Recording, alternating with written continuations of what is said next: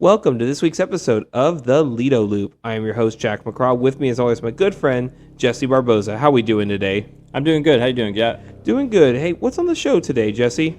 Yeah, so a woman wins a lawsuit against Carnival, and the first time in 15 years a ship sails out of the port of Philly, and there's a big controversial itinerary change on a Virgin ship.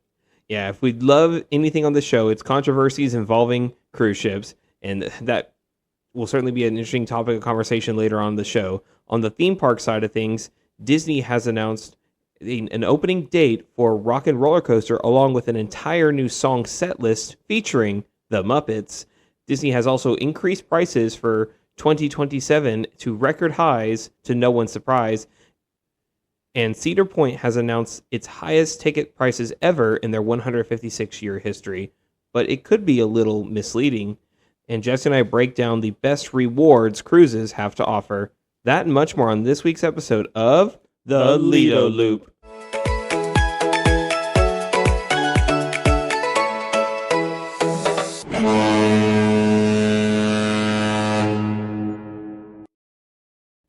So as we like to do with every episode, we like to start with the cruise news. And Jesse, I'm hearing a woman won a lawsuit against Carnival that had a little bit to do with a certain drink package. You want to break that down a little bit for us? Yeah, so a 45-year-old nurse, Diana Sanders, was selling on the Carnival Radiance in January of 2024. In about 8 to 9 hours, she was served at least 14 shots of tequila across multiple bars on the ship.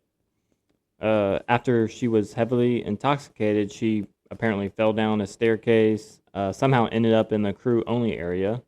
Some of the injuries that she reported was a concussion, possible traumatic brain injury, back and tailbone injury. So I guess her case is that they kept serving her alcohol despite obvious intoxication. I don't know. What do you think, Jack? I'm about to say, like, 14 shots sounds like a Tuesday night on a Carnival cruise ship. That's like what you do on a normal sea day.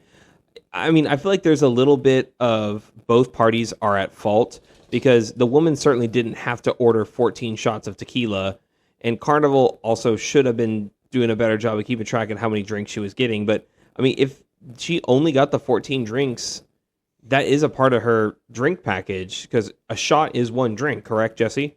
Yeah, exactly. One shot is equal to one drink.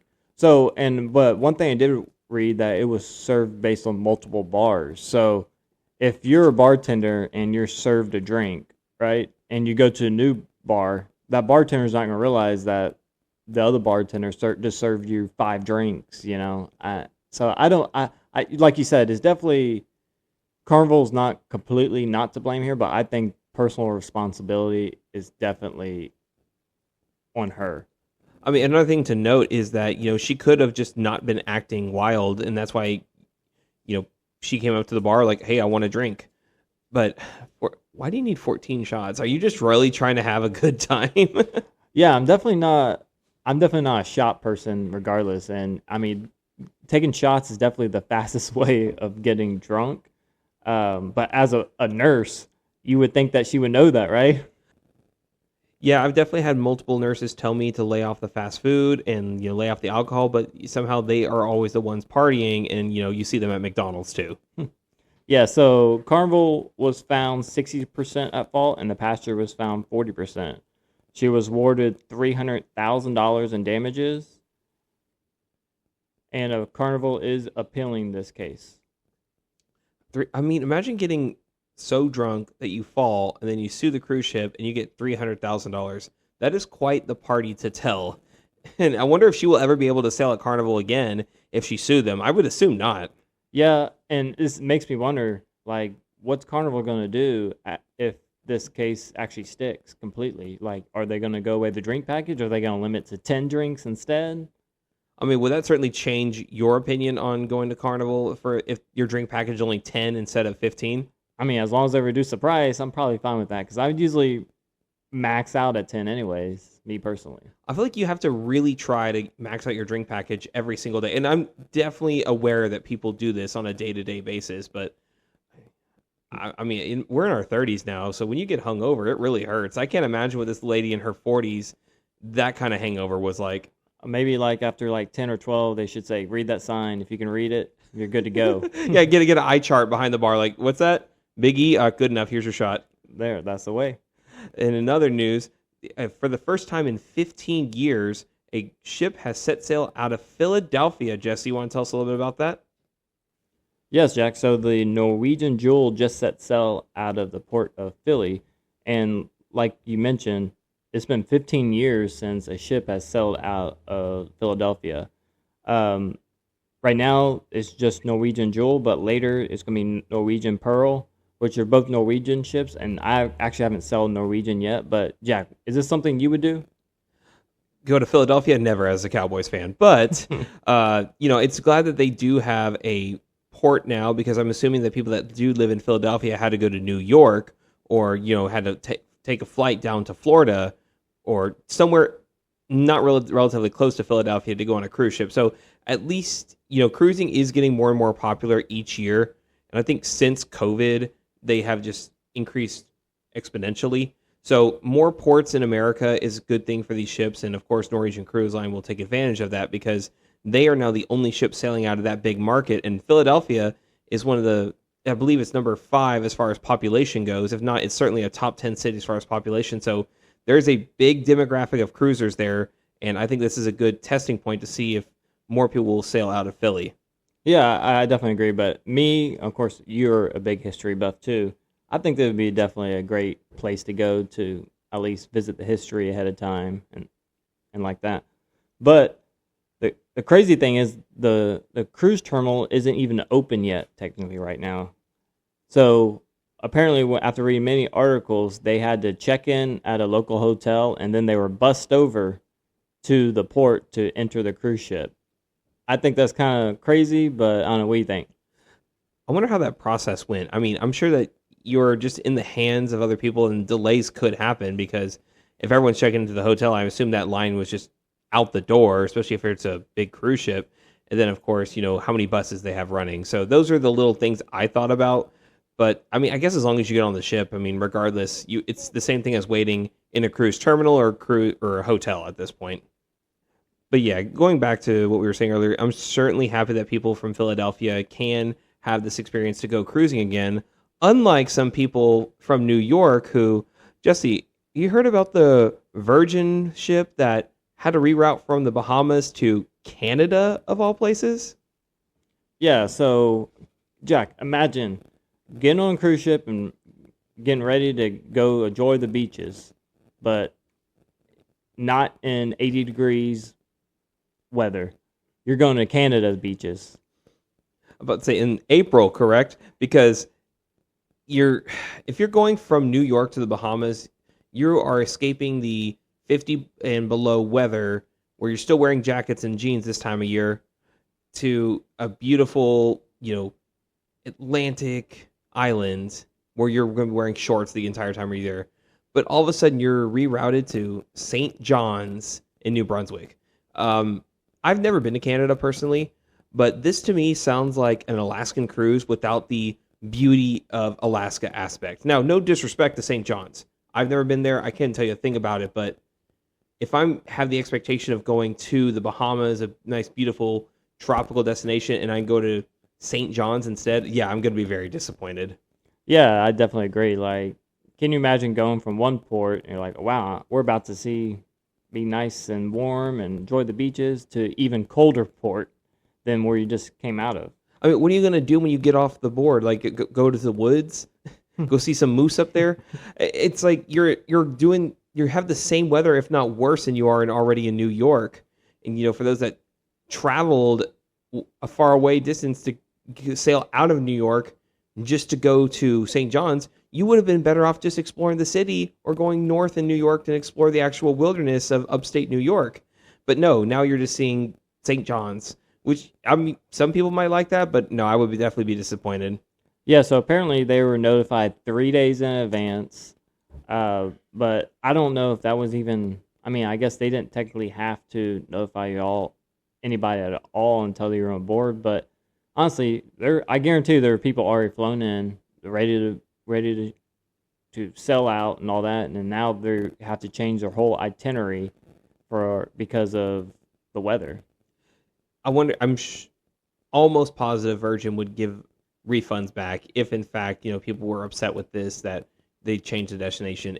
It kind of reminds me of when we all went on the Breeze when we were supposed to go to Cozumel and Progresso, but because there was a lot of storms in the Gulf, we couldn't go to Progresso, so we stayed in Cozumel for an extra day. Which, that's really not that big a deal because it's still a tropical climate, and we didn't really get a good chance to see Cozumel because it was raining so bad. The second day was still kind of raining, but much more enjoyable port day. No, going from the Bahamas to Canada, that's as far of a difference as you could possibly have. And I guarantee you, in our experience, everyone was happy to go to Cozumel over Progresso anyways. Yeah, like I said, I've never been to Progresso, so I can't say much, but I hear it's a port that exists, and that is it. All right, so that's it for the cruise news. So in theme park news, Jack, I hear the Rock and Roller Coaster is opening? Yes, and with a new headlining band. Are you ready? Starring the Muppets. Now, you and I have kind of talked in the past about the Muppets brand going to Rock and Roller Coaster. It's a little dated, in my opinion.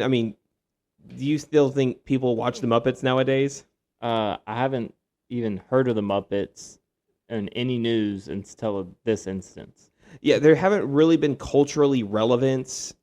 I want to say since like the Muppets movie came out, when Jason Segel was in it and they had like a human puppet.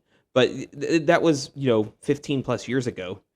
So now Disney is retheming the Rock and Roller Coaster, which had Aerosmith, to the Muppets. Now, the reason they're doing this is because, they were paying Aerosmith a licensing fee to use their music on the ride. But when that, agreement ended, instead of tearing it down and building something else, they're essentially retheming the ride to the Muppets. Now, I got a chance to ride the Rock and Roller Coaster the last week it was open. And, it definitely was de-themed, where the only Aerosmith theming that was there was essentially just the music playing. And here are some of the songs that will be replacing the Aerosmith song. So, Song 2, Born to Be Wild, which of course we all know. The most befitting song, Love Roller Coaster, which that one will feature Jennifer Hudson and Questlove. Rock Rock Till You Drop featuring Def Leppard. That's an actual good band. And then, of course, Walking on Sunshine with Kelly Clarkson. Are you excited to hear any of these songs, Jesse? It's not really, but some people I'm sure would like it. Yeah, I guess it helps with the ambience, and I think this is kind of a theme Disney's going, because they have Guardians of the Galaxy roller coaster that has 80s nostalgic songs. So some of these songs in the Muppets could be more 80s nostalgia, because that's, I think, when the Muppets was at its highest popularity. So the opening date for this ride will be on May 26th. So that's really like a 3-month turnaround for going from Aerosmith to the Muppets. So that's really good on Disney. So speaking of Disney, I heard that they're raising the prices for 2027. Yep, and it's an annual tradition. Around this time, every single year, Disney will announce price increases for the following year. So at certain points of 2027, the Disney ticket prices will, for the first time, be over $210. So they'll start at $219 for Magic Kingdom on specific weekends or, closer to holidays. Of course, there will still be value days in late August, early September when kids are back in school. And to me, honestly, that's one of the best times to go because the parks are at their lowest crowds. But yeah, how much is too much, Jesse, as far as like Disney can price it before these guests say enough is enough? Man, I guess as long as they're selling a ton of tickets, they really don't care. I believe that. But I think $200, that I definitely would not go to a park for $200. Would you? It's starting to get less and less, affordable for everyone else because Disney wants to prioritize a, quote, premium experience by paying that premium price. So, if just doing simple math, let's, take taxes out and say family of 4 goes on a 4-day trip to Disney as they would like. So 200 times 4, that's $800 just for one day for a family of 4.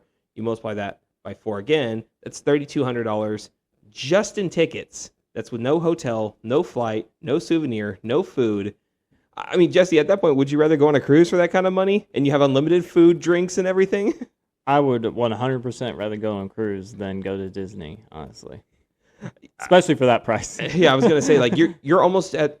It's almost cheaper now to go internationally to Japan or Paris, where their ticket prices are still under $100 for Japan for sure. Paris, I believe, is getting a little bit closer as well, but still, it shouldn't be close, especially if we live here in America. So Jack, who also is raising prices is Cedar Point. Is that correct? Yes. So for the first time in their 156-year history, Cedar Point single-day tickets are going to be over $100.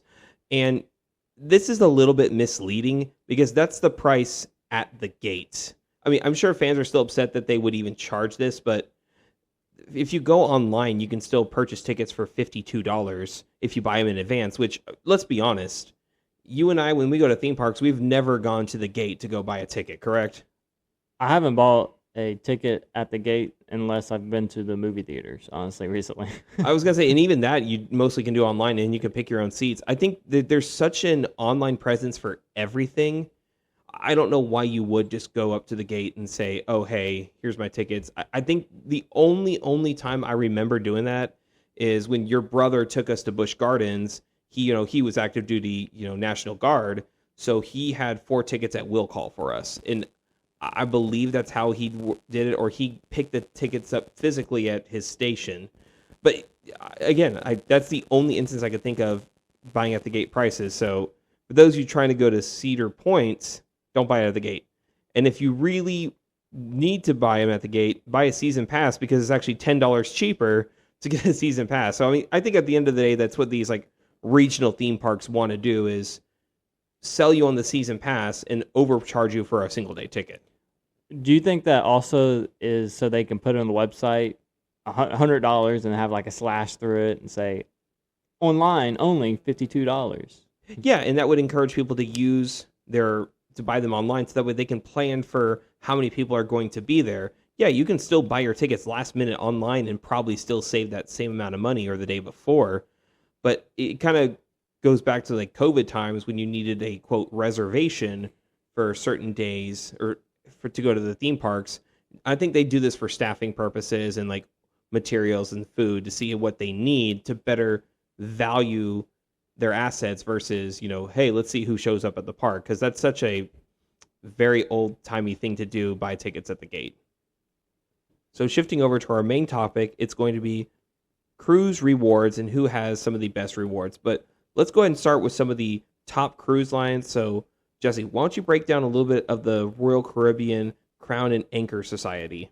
Yeah, so this is personally, I think, is going to be the best rewards out of all the cruise lines, because mid-tier, you're which is platinum or emerald, either or, you're going to be getting priority check-in and boarding. You get free photos, robes, and there's other small perks like that. The high tier, which I think this is the best out of all cruise lines, they offer this. You'll get free daily drink vouchers. I think it can get up to 6 drinks a day, which is crazy. That means you would never, me personally, I would never get the drink package. Would you ever get it? No, especially if you're allowed that many drinks completely for free. Like the drink package, that'd be just a few extra drinks. Instead, you can just get this many for free. So no, I wouldn't. Yeah, for like me and my wife, that would save us like over $500 easy on like actually more than that. I guess it'd save us like almost $1,000 on a 7-day cruise. It would save us a lot of money just because honestly, I maxed out with the drink package. I probably max out at probably 10 drinks a day if I was really trying. But 6 is in reality, I could probably do 6 a day on a normal day. But some of the other stuff you get your special lounge, you get priority on anything. And of course, there's going to be discounts on internet and dining places. I think that last one is one of the most interesting things to me because, I've paid for the internet on Carnival. You, I believe, have at one point, and it can get expensive. So any kind of discount, I prefer it to have on a longer cruise ship versus a shorter one. And also discounts on dining. Like if you go to one of the top steakhouses, I think that'd be worth it alone, just in the rewards, because you can get yourself a premium meal at a fraction of the cost. So how would you say that Royal Caribbean's benefits compared to Carnival's VIFP club? I definitely don't think it's not near as good, especially since they're going to be changing to Carnival rewards. They're now going to be changing over to a pay system instead of how many days you've been on it, how loyal you've been. It's not really a loyalty program anymore. It's more of how much money you can spend. I kind of harken that back to the Las Vegas model where, you see these people go to play slots and they spend so much money that, their status gets higher and higher because they're spending more money at the casino, not from just, days that they stayed at the MGM or any of the other properties. Yeah, exactly. And that's exactly what I feel like Carnival's trying to do.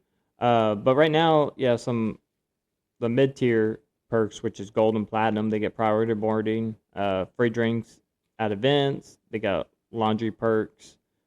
Top, you get dedicated concierge. You get better boarding and priority services. So, honestly, the only thing that I think is good with Diamond is you get free laundry and you get, I think it's one free drink, which is nothing compared to Royal Caribbean.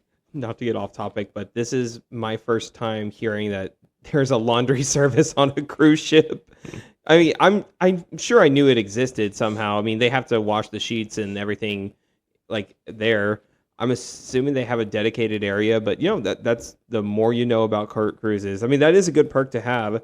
I do think that essentially it's nice, but it's like you said, it's not nearly as good as Royal Caribbean.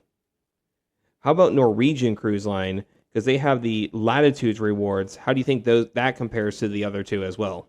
So basically you get points per night. You actually get more points if you book a different cabin. So it's not exactly days and sales like that. Some of the early tiers, you're going to get 5 to 10% off cruise discounts. Some of the small onboard credit. Mid-tier, which is gold and platinum, you're going to get free specialty dining, which I think is pretty good. Unlimited laundry. Man, that's a huge value. Definitely better than Carnival's. Priority boarding and tendering. The top tier, you actually get a free cruise, which is an ambassador level.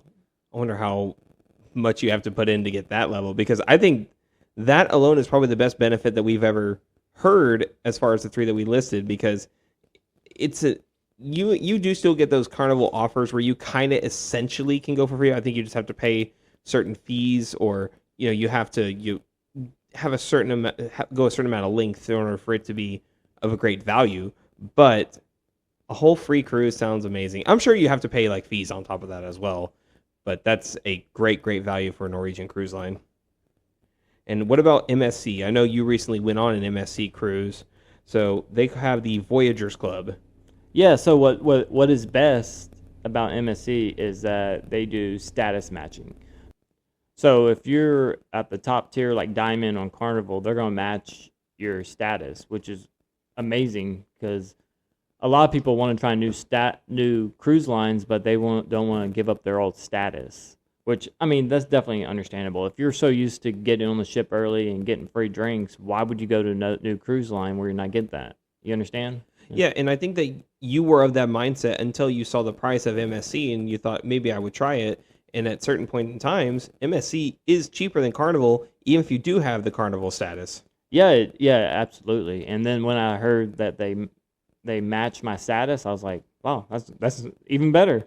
So, but some of the key perks with them is they give you discounts on future cruises. They get free Wi-Fi and spa access, which is the higher tiers, which I think that's really good. They got, of course, cocktail parties and exclusive events. I think most of the cruise lines offer that too. And they give you specialty dining perks. I think that going back to kind of what we said earlier, the free Wi-Fi and specialty dining, that would sell me alone, because those are two things I look forward to on a longer cruise is, access to, even if it's just a minimum plan so I can check social media or message someone if I need to, and specialty dining. You and I talked about this in length, in previous episodes. We like to eat.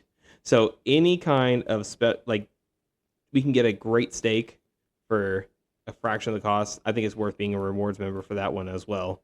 And of course, there are some others like Princess and Celebrity cruises, but when looking up those, they didn't really there wasn't really much to compare as far as the top four with MSC, Norwegian Cruise Line, Carnival, and Royal Caribbean. But that kind of begs the question, is it worth chasing these rewards in your opinion, Jesse? Honestly, no, because I feel like that it's just going to kind of cloud your judgment. Because there's been so many times I look at, because I'm really high up in Carnival, sometimes I'll look at a cruise and I'll be like, wow, if I go on this cruise, it goes to a great destination. It's exactly where I want to go. And the price is great. But then I see a Carnival one that I'm like, it's more expensive, but I get status. I get more rewards because I'm high ranked up with Carnival. So I feel like that it's actually probably hurt your cruising experience because you'll want to go to where you actually want to go, not based on a reward. That makes sense? It does, and I think you should pick a cruise based on, one, where you want to go, two, cost. And I think, rewards will happen organically, and if they do happen, great. But if you're over there chasing rewards, then it's like, oh, you can keep booking these Carnival ships over and over and over again to try to get that reward status. But I mean, it's not as easy as just, hey, you went on one, now you're sign up for these rewards for the next one. You have to go on a couple different cruises to really see the results of that. And if you're a frequent cruiser, that's great. But if you're not, I don't think you should be cruising just based on what kind of rewards they offer you. Yeah, absolutely. As of right now, though, after going through all this rewards and all that, if you are chasing the rewards, it's good for you, I guess. But definitely go for Royal Caribbean because they definitely got by far the best rewards out there. And sorry, guys, we kind of forgot to mention Margaritaville at Sea. I think they're still not only trying to work on rewards, but probably trying to get people to go on their cruises at this point, right, Jesse? Yeah, I definitely think so. No, I'm not hating on Margaritaville. I haven't even tried them, so I can't really hate on them. But from what I hear, it's not the best experience. And they also have the highest gratuities out of all the cruise lines. So I don't understand why they do, considering that they're ranked one of the worst cruise lines. But I don't know. What do you think?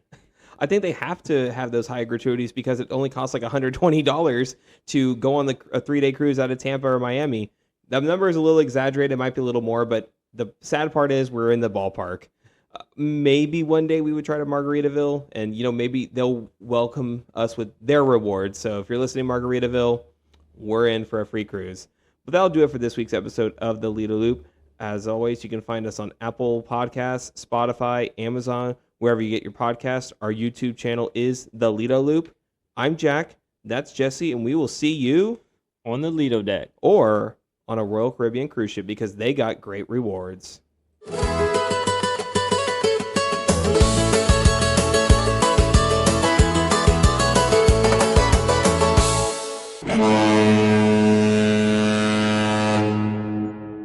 Thank you for watching this episode of Lido Loop. Like, subscribe, and ring the bell so you're notified every time we post more content.